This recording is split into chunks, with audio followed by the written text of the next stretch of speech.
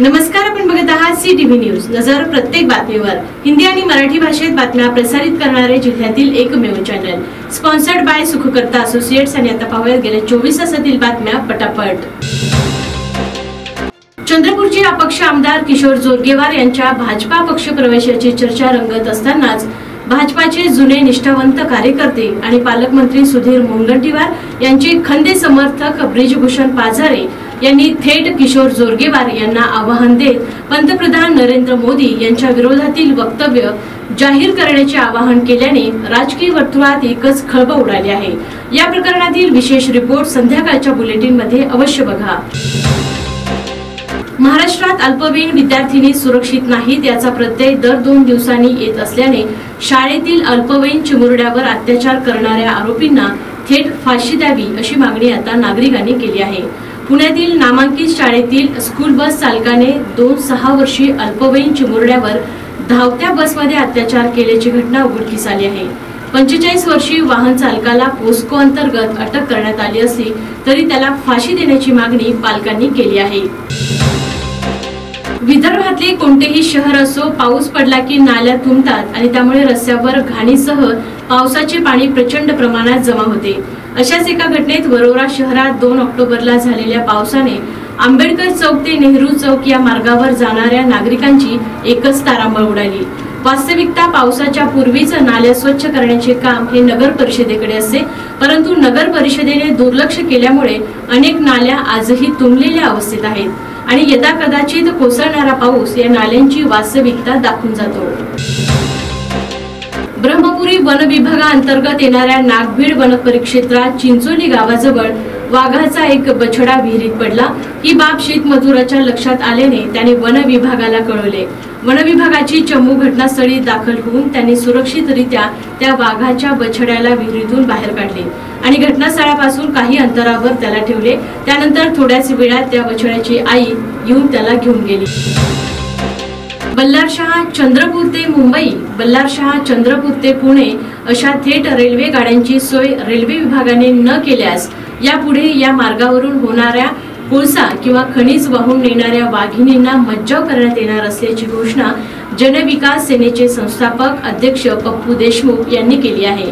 हे आंदोलन शांततेच्या मार्गाने होणार असून यापुढील जिम्मेदारी मात्र केंद्र सरकारची असेल असेही त्यांनी यावेळी सांगितले. खनिज जवळून वाहणाऱ्या निरगुडा नदीच्या पात्रातून अवैध पद्धतीने रेतीची उचलणारा एक ट्रक रेती समवेत जप्त करण्यात आला असून अवैध पद्धतीने होणारी रेती तस्करांची मनमानी उघडकीस आली आहे. विशेष म्हणजे हे रेती तस्कर ज्या ट्रॅक्टरने रेतीची वाहतूक करतात त्यावर नंबर प्लेट कधीच नसते. त्यामुळे हा ट्रॅक्टर कोणाचा असाही प्रश्न या प्रसंगी प्रशासनासमोर उपस्थित होते. ऑक्टोबर महिना येऊन ठेपला असल्यानंतरही आणि नवरात्र सुरू झाल्यानंतरही चंद्रपूर शहरात उन्हाची काहिली उन्हाळ्यासारखेच कायम असून या वातावरणाचा अनेक नागरिकांना त्रास होत आहे. सध्याचे तापमान हे उन्हाळ्यात असणाऱ्या 46 अंश सेल्सिअस तापमाना इतकेच वाटत असून यामुळे अंगाची काहिली होत आहे.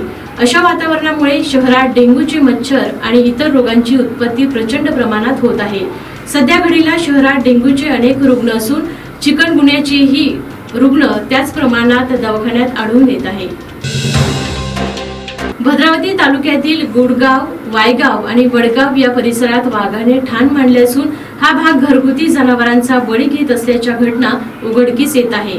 काल सायंकाळच्या सुमारास या वाघाने वायगाव कुरेकर येथील एका शेतकऱ्याच्या दुभत्या गायीचा बळी घेतल्याची घटना घडली. यानंतर या शेतकऱ्याने वन विभागाला आर्थिक मदत देण्याचे आवाहन केले आहे. प्रेम विवाह झाल्यानंतरही एका 21 वर्षीय विवाहितेने पोटात 7 महिन्यांचा गर्भ असताना आत्महत्या केल्याने मुकुटबन परिसरातील परसोडा गावात एकच खळबळ उडाली. यानंतर मृतक पायल चार्लीकर हिच्या आईने पती, सासरा, सासू यांच्यावर मानसिक व आर्थिक छळाचा आरोप केला. त्या अनुषंगाने पोलिसांनी सासरच्या चौघांवर गुन्हा दाखल केला आहे. स्थानिक विकलांग सेवा संस्था चंद्रपूरच्या वतीने लता कुनवटकर या गरजू महिलेला स्वयंरोजगारासाठी एक नवीन शिवणयंत्र चंद्रपूर काँग्रेसचे कार्यकर्ते तसेच अवंती अंबर प्रतिष्ठान संयोजक महेश भाऊ मेंढे, विद्यानिकेतन शिक्षिका प्रीती शंकर देवतळे, गुणवंत कामगार देवराव कोंडेकर, नंदा बिहाडे, मुंबईच्या महानिर्मिती कंपनीचे कर्मचारी मुख्य लिपिक प्रथमेश किशोर पालवे तसेच वीज निर्मिती कंपनीचे सेवानिवृत्त मुख्य अभियंता नागपूर यांनी शिवणयंत्र वितरणासाठी आर्थिक सहयोग दिला असून यांच्या उपस्थितीत भेटवस्तू व शिलाई मशीन प्रदान करण्यात आली। तर ह्या होत्या आजच्या पटापट बातम्या। लवकरच भेटूया पुन्हा काही नव्या बातम्यांसह। तोपर्यंत अशाच बातम्यांचे अपडेट पाहण्यासाठी बघत रहा CTV न्यूज, नजर प्रत्येक बातमीवर। नमस्कार।